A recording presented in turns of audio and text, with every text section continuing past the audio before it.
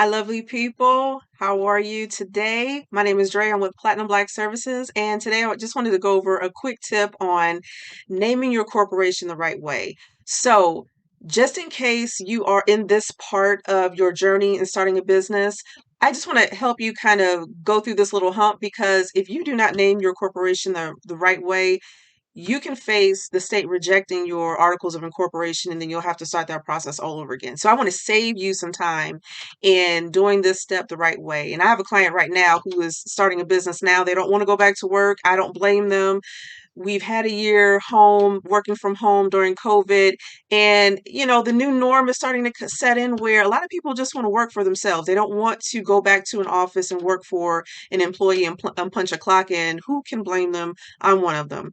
So let's jump right into it. So, again, a quick introduction. My name is Dreya. Hey, I'm with Platinum Black Services. I have been running this company for the past, I want to say 15, 20 years. Started off doing bookkeeping for various clients in various industries. And then I wanted to kind of help out people on a more larger scale in starting a business. That's my passion. That's what I like to do, including I've owned a couple of other businesses in the past. And again, my mission is to help you start a business quickly and find profitable income streams because that's what it's about. You want to support yourself, you want to be happy, and you want to get your time back. All right. So my goal today is to help you do three things. And that is to help you name your corporation appropriately according to the state regulations. Each state has its own rules and requirements to follow. To learn where to go online in order to see if your business name is available to use within your state. And last, how, to do a business name search within your state. Now, as we go on, I first want to stop and do a pause and go over kill some myths about starting a corporation because I'm pretty sure a lot of you have weighed the options of starting an LLC versus a corporation. And either one, to be honest, is great to do. My only thing is an LLC is basically considered a disregarded entity in the eyes of the federal government. It's not a bad thing, but there are just some tax advantages and things that you don't get to have as an LLC versus a corporation unless you started an LLC and claimed to be a corporation or to be treated and taxed as a corporation, which I don't know. To me, it sounds kind of silly. You might as well just go ahead and be a corporation. That's just my personal opinion. But again, there's no right or wrong reason, and it still works out in the end, depending on, what you do and what you choose. So the first myth killer is you don't need, you might think you need a lot of money, but you don't need a lot of money to start a corporation. Not at all. The key thing, though, to starting a corporation is you just got to be very organized, especially from the beginning. So you're going to have corporate documents like articles of incorporation, your bylaws, and shareholders agreements, things like that. You want to just be very, very organized with those. Those are so important for tax season, tax time. And, hopefully you're not audited, but in case you are, you want to have those forms on hand and in order. Your books, your bookkeeping, your financial statements. My suggestion, I strongly recommend soon as you open up a business checking account or savings account or both, also run to your store or go online on Amazon and buy QuickBooks because the first dollar that you deposit into your bank it needs to be recorded, and then going forward it needs to be maintained. You have to track every single dollar that goes in and out of your business, and you don't want to wait until the last minute to kind of scramble around and get things in order, but it's just essential to make sure that you have everything in order, and then of course collect all your statements and keep those filed away. The goal is, or the requirement is to keep things on file for 7 years, at least 7 years. And then receipts. And of course, that's where your tax deductions come in. You want to make sure that you're saving a receipt for any and every expense business related and that qualifies as a tax deduction for your business. The next myth killer is you are not required to pay dividends. I think a lot of people decide to go the LLC route is because if I go the corporation route, oh, I'll be taxed twice. And that's not true because corporations, yes, they do pay dividends, but they're not required to pay dividends. That's just an incentive, which is used to kind of keep shareholders investing, pouring capital into the company, keeping it going. And by that time, if you're looking to pay dividends, by then you should have a really good CPA or CPA firm that's helping you through that process and knowing, how to be taxed and how to, get some benefits and kind of save you on that. And then the last myth killer is, oh, you have to be this, you shouldn't start a corporation unless you're, at the level of a Fortune 500 company. Again, that's not true. Every Fortune 500 company is doing the exact same thing that you're doing when you're starting your corporation. Don't let that intimidate you because you don't have to be a big name, a big brand right off, from jump. Even the founder of Apple started in his garage. So you don't have to, be on the same level as the big boys. You just need to start. And, the only difference is that they've been a corporation a lot longer. That's it. Okay, so general naming requirements for corporations, and this is just general across the board for any state in the United States. And that is you cannot use words that may mislead the public into thinking that the company that you're forming is formed other than for the purpose or the purpose listed or stated on your articles of incorporation. And there's about 4 rules to go over that goes into more detail about that. But just in general, you cannot start a business and list on your articles of incorporation that, hey, my business is like a professional commercial cleaning services. And then the next day you want to start a restaurant and use the same name. Nope, that's not going to fly. That's not going to work. All right, so the first rule in naming your corporation, you cannot imply that your corporation is a government entity, financial institution, or any other agency regulated by law without authorization. I'm sorry. So there are restricted words in general that you cannot use, such as bank, savings. You cannot say that your corporation is a trust or insurance company, a credit union, cooperative, etc. You just have to, go and read the forms for filing out a business for your articles of incorporation, and it'll give you a list of names that are restricted. But this is pretty much the general rule. Unless you are authorized and given permission to claim that your business is or one of these things, you cannot use that and you will be denied. Your application will be denied. All right, rule number 2, you cannot imply that your business offers professional services, which requires appropriate licensing by the state. So restricted words like CPA, engineer, attorney, things like that. You cannot say that you offer professional services as a certified public accountant, engineer, attorney, so on and so forth, if you are not licensed. Point blank, period. You cannot do that. That's illegal.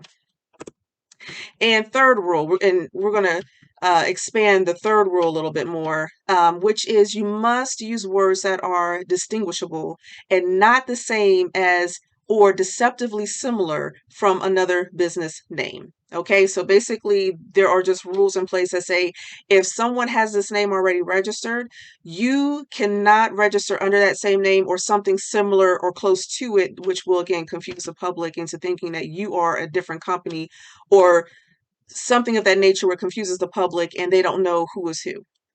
In the state as well. All right, so good example. You cannot use punctuation, contractions, or abbreviations. They do not distinguish one name from another. And we're going to go through 6 quick examples.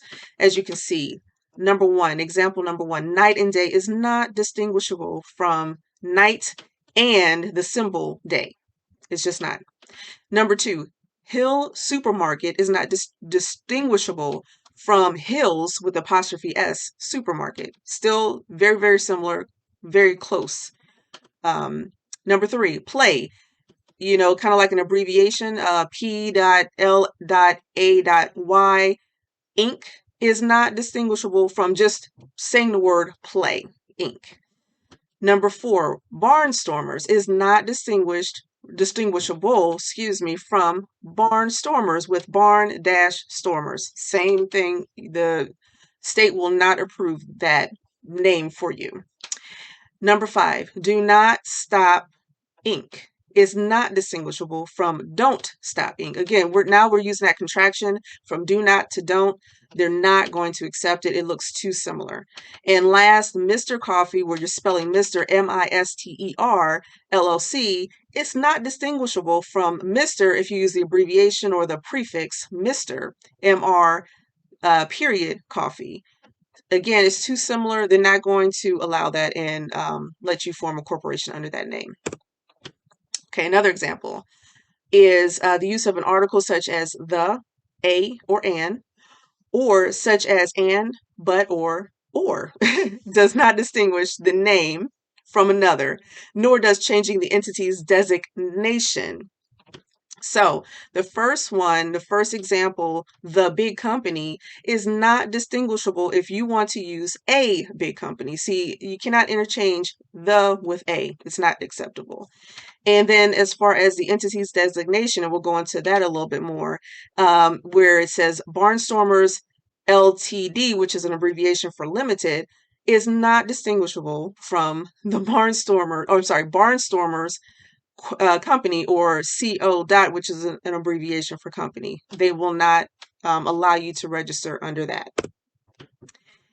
All right, so what can be used to distinguish the name? So numbers. So numbers within a name can be used to distinguish one name from another if the number is formatted differently in each name, along with adding more letters. So following example, number 1, Roman Investments 2, which is of course the Roman numeral, II, or 2, is distinguishable from if you use Roman investments and then the number 2, and investments 2 if you spell out the word 2. So they look at that as, different enough, distinguishable enough to say, okay, we can have 2 or more companies be registered in the state, with that being the differentiator. And then number 2, a plumbing is distinguishable between AA plumbing. So you just add another letter. Again, another example with the third example is ABC is distinguishable from AABC, ABBC, ABCC, ABCD, and AABBCC. They're all distinguishable from one another, and the state will allow you to register under those names. And also, reversing words or using a variation of the spelling can also be used to distinguish one name from another. So first example, energy first. You flip those or reverse or flip those words around, it will be distinguishable from first energy.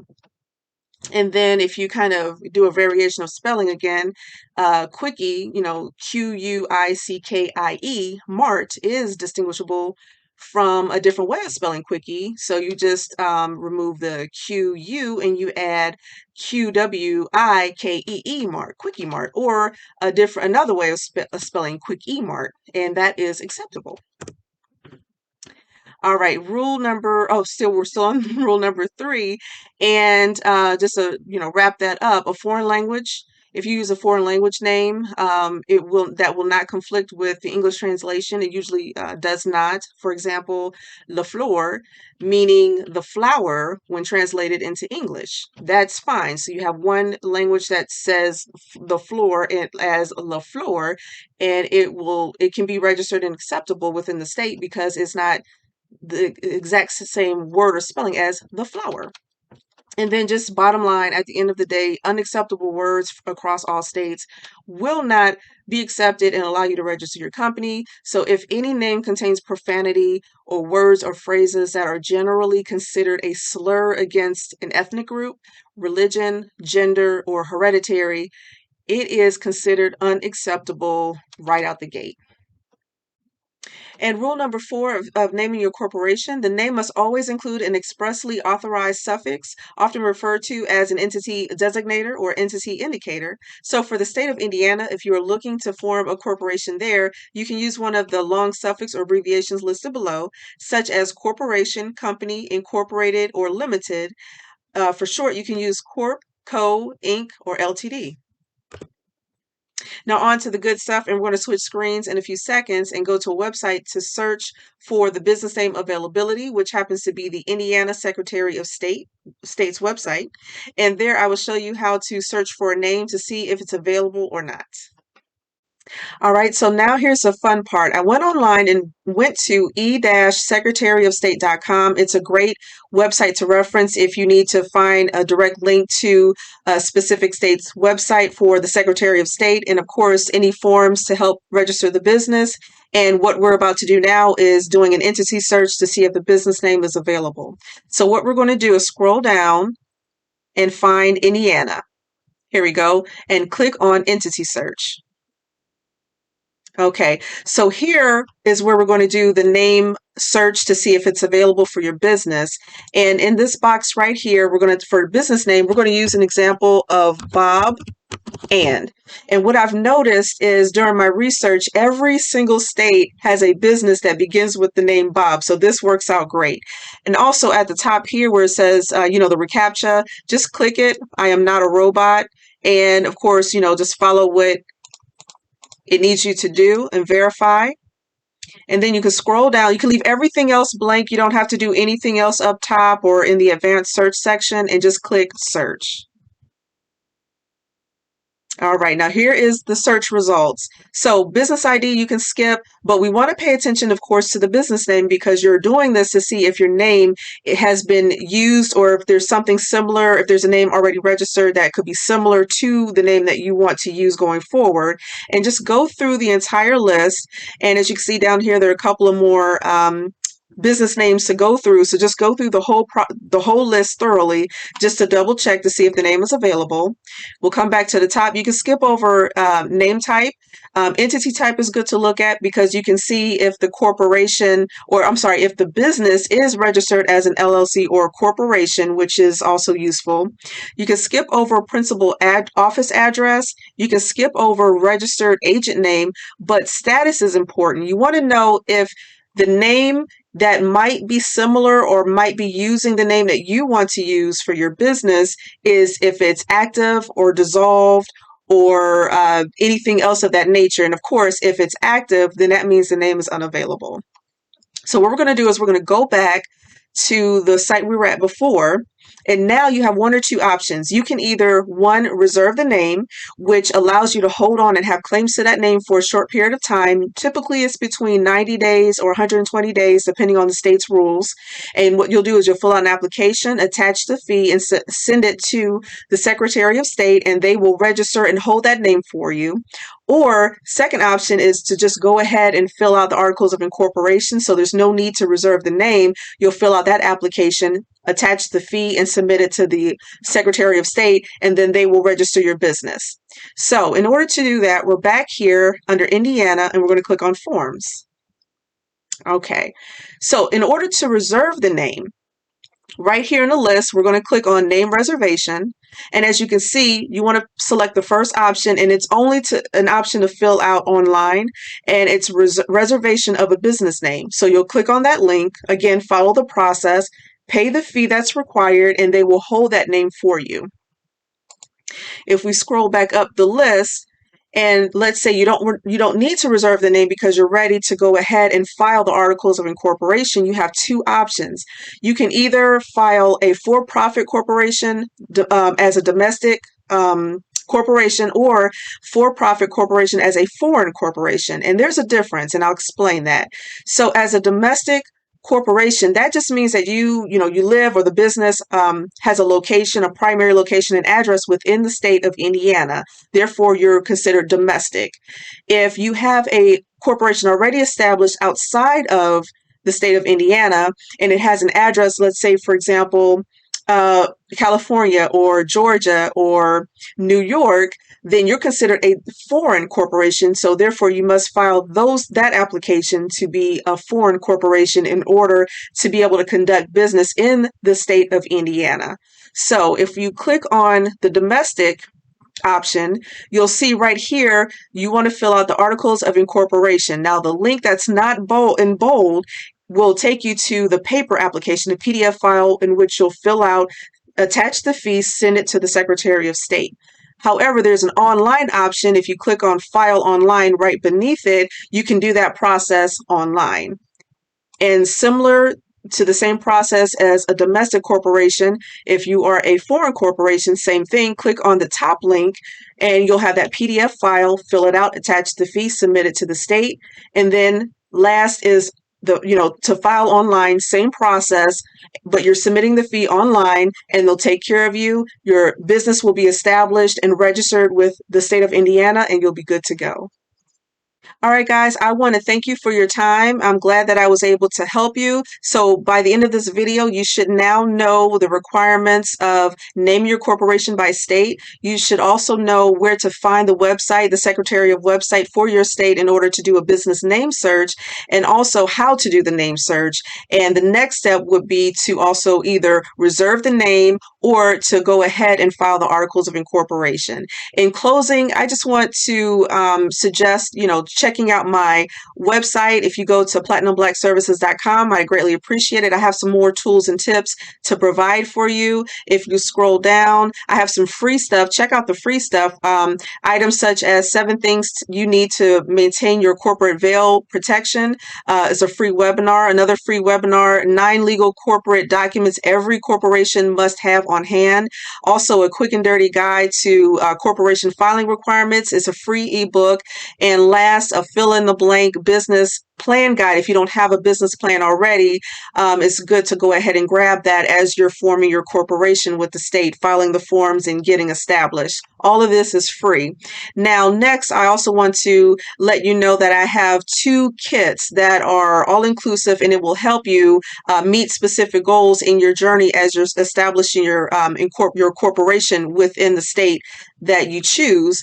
And the first one is the quick business kickoff, the Incorporator starter kit. And it's just a couple of files for $10. You get some really good checklists and files and forms to fill out that will help you cross all your T's and dot all your I's in the beginning stages of forming your corporation. If you need more information, more in-depth starter kit that also provides your articles of incorporation, your corporate bylaws, shareholders agreements, shareholder certificate, dissolution forms. I have a really great comprehensive package. It's professional. The forms are in Word and PDF, so you can immediately download them, customize them, add your logo, and use them as needed and fill in the information that is customized to your situation.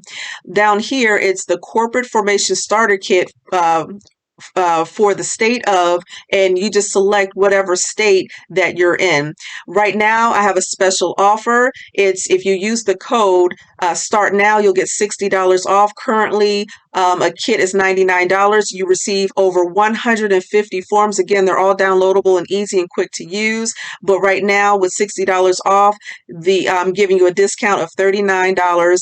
And you can get started right away. So I hope you enjoyed this video. I hope that you've learned what you needed to learn or what needed to know in order to do a business name search for your corporation, and also how to reserve the name or to go ahead and file the articles of incorporation, depending on if you are a domestic corporation or foreign corporation.